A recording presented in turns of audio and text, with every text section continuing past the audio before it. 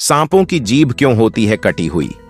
क्या आपने कभी सोचा है कि सांप की जीभ दो भागों में क्यों बंटी होती है? क्या ये कोई जैविक कारण है या इसके पीछे छिपी है एक श्रापित कहानी? महाभारत में छिपा है इसका रहस्य, जहां एक घोड़े की पूंछ ने बदल दी सांपों की किस्मत और चाटी हुई घास ने फाड़ दी उनकी जीभ। ये तो हम सभी जानते हैं कि सांप की जीभ आगे से दो हिस्सों में बटी हुई होती है, किंतु ये ऐसी क्यों होती है, इसका वर्णन महाभारत में उल्लेखित है। वेद व्यास रचित महाभारत में इससे संबंधित एक बहुत ही रोचक कथा है, जो इस प्रकार है। महाभारत के अनुसार महर्षि कश्यप की 13 पत्नियां थीं। इनमें से कद्रू भी एक थी। सभी नाग कद्रू की संतान थी। महर्षि कश्यप की एक अन्य पत्नी का नाम विनता था। पक्षीराज गरुड़ विनता के ही पुत्र थे। एक बार कद्रू और विनता ने एक सफेद घोड़ा देखा। उसे देखकर कद्रू ने कहा कि इस घोड़े की पूंछ काली है, और विनता ने कहा कि घोड़े की पूंछ सफेद है। इस बात पर दोनों में शर्त लगी।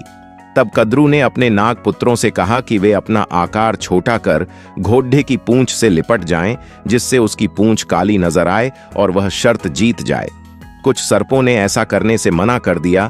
तब कद्रू ने अपने पुत्रों को श्राप दे दिया कि तुम राजा जनमेजय के यज्ञ में भस्म हो जाओगे।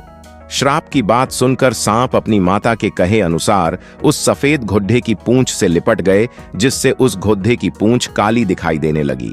शर्त हारने के कारण विनता कद्रू की दासी बन गई। जब गरुड़ को पता चला कि उनकी मां दासी बन गई है, तो उन्होंने कद्रू और उनके सर्प पुत्रों से पूछा कि तुम्हें मैं ऐसी कौन सी वस्तु लाकर दूं जिससे कि मेरी माता तुम्हारे दासत्व से मुक्त हो जाए। तब सर्पों ने कहा कि तुम हमें स्वर्ग से अमृत लाकर दोगे तो तुम्हारी माता दासत्व से मुक्त हो जाएगी। अपने पराक्रम से गरुड़ स्वर्ग से अमृत कलश ले आए और उसे कुशा यानी एक प्रकार की धारदार घास पर रख दिया। अमृत पीने से पहले जब सर्प स्नान करने गए, तभी देवराज इंद्र अमृत कलश लेकर पुनः स्वर्ग लौट गए।